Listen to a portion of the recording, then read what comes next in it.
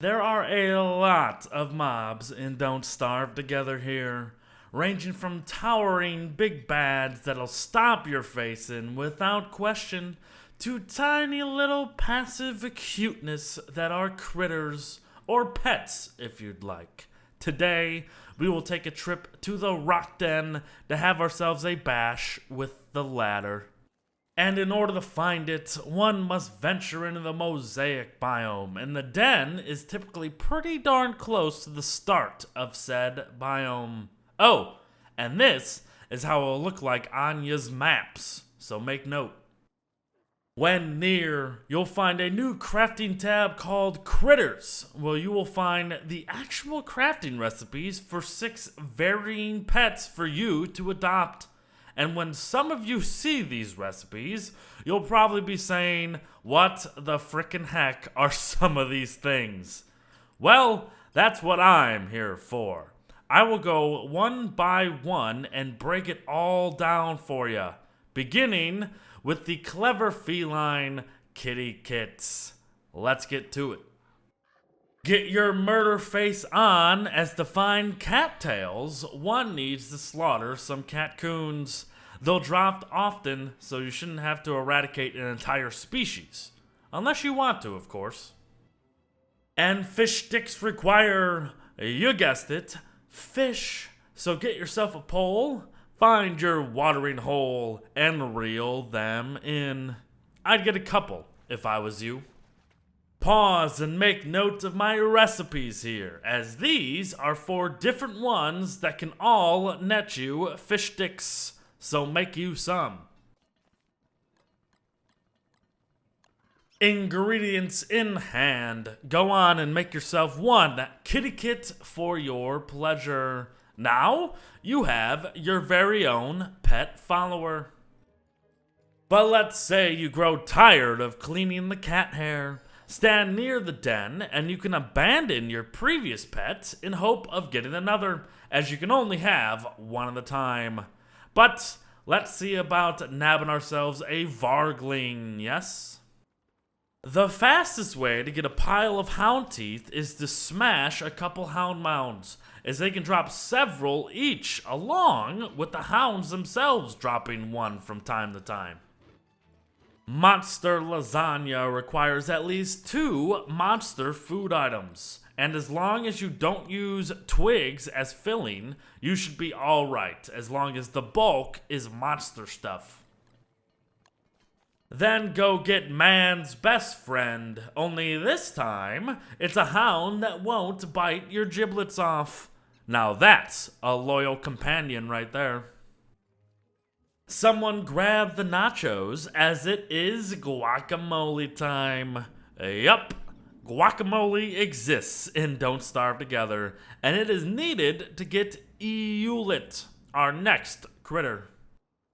First, you'll need to go on a hunt through suspicious dirt piles in hopes of running into one of these beautiful creatures, a Eucus. But don't let its looks deceive you. These things are a pain in the butt to fight solo, as its mucus attacks render you completely useless as it bashes your frickin' face in. But once it's dead, you'll find that steel wool you're looking for. We need to play a round of whack-a-mole for our guac, so find one, bait it with some valuables, and give it the old 1-2 in order to take it for your own pleasure. You'll need some cactus flesh too, so be ready to get all prickly. Grab several. Guacamole needs at least 1 moleworm and 1 uncooked cactus flesh, always. Make note of the recipes I am using here to net you some. Head to the rock den and befriend a little fluff ball and discover that the apple really doesn't fall far from the tree.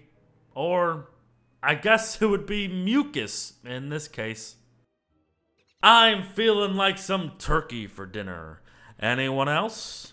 Giblet is up, and the little gobbler is probably one of the easiest to come by.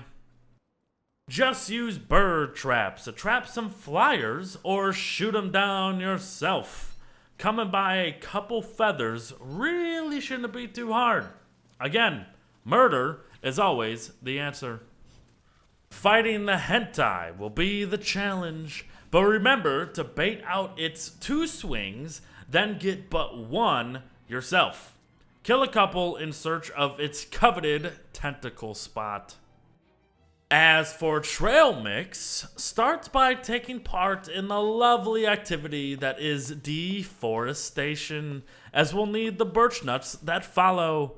Chop, chop, chop. Create you 1 feather hat, of course, then make some trail mix with at least 1 roasted nut, a berry of any kind, and just any other fruit or non-food filler. Trail mix ain't a bad healing alternative to keep in mind as well.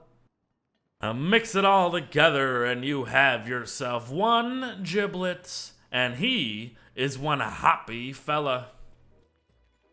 Ah yes, the broodling, the most involved obtainable pet, I would say, as both spicy chili and a chilled LaVey may have you scratching your head in confusion. But let's break it down. The easier of the 2, spicy chili requires at least 1.5 meats and 1.5 veggies. No fillers. In other words, do half meat items and half veggie items, as you can see me doing here, with different combinations. Side note, spicy chili can heat you up. Look at my temperature upon eating it. It actually raises your perceived temperature by 40 degrees for 15 seconds. Pretty neat. Now, you're gonna need to go extinguish yourself a dragonfly in hopes of obtaining an egg, but it only has a 33% chance of dropping, so you may have to wait several attempts to get this guy. But let's say you do get one. You now have to keep the egg near a fire for about 2 full days in order to actually hatch it into what we need. And when it does, you'll have yourself 1 extra adorable LaVey and a LaVey tooth. Pick up the tooth, and you'll now have a pseudo critter, very similar to the pets we've been covering thus far, but this one's got more. This little guy throws off heat, but it is enough to set things on fire, so be very mindful if you're gonna keep him.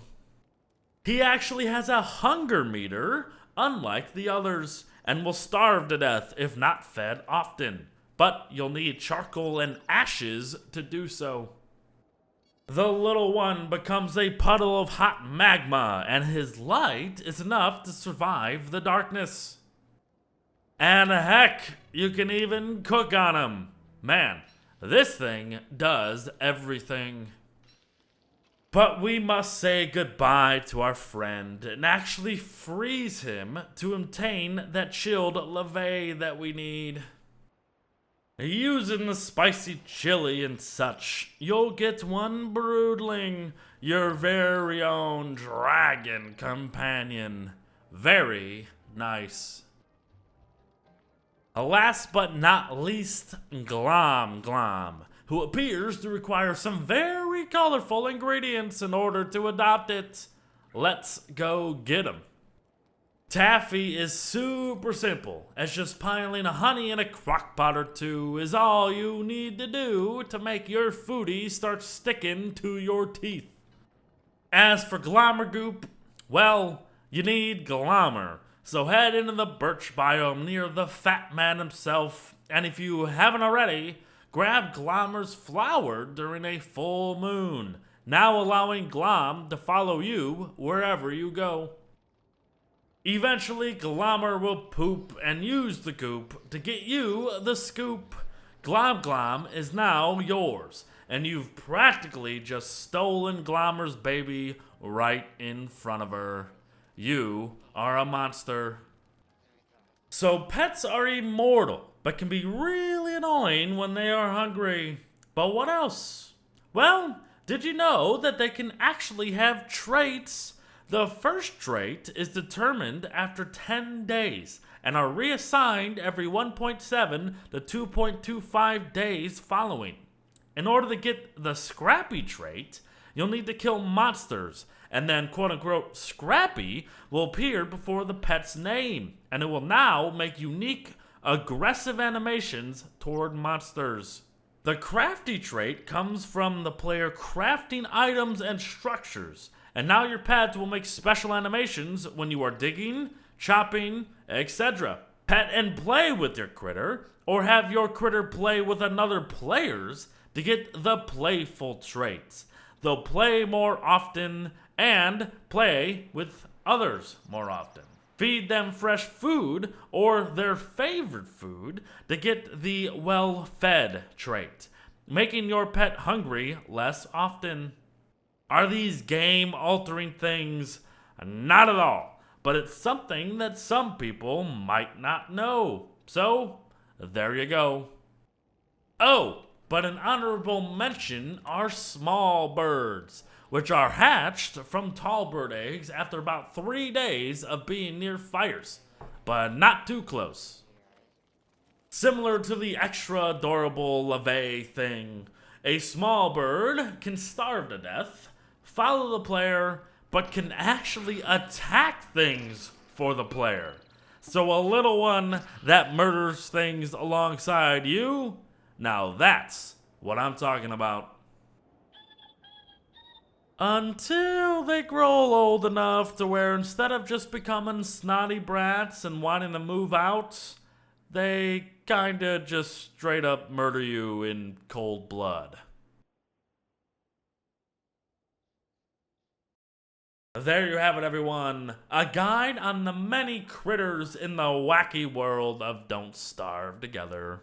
I hope we learned something new, that this guide helped you out in any way, and that you can now find just a little bit more enjoyment out of starving, freezing, burning, and getting beaten to death out there in the constant along with your new pets. Take care, folks, and I'll see you in the next one. Bye-bye.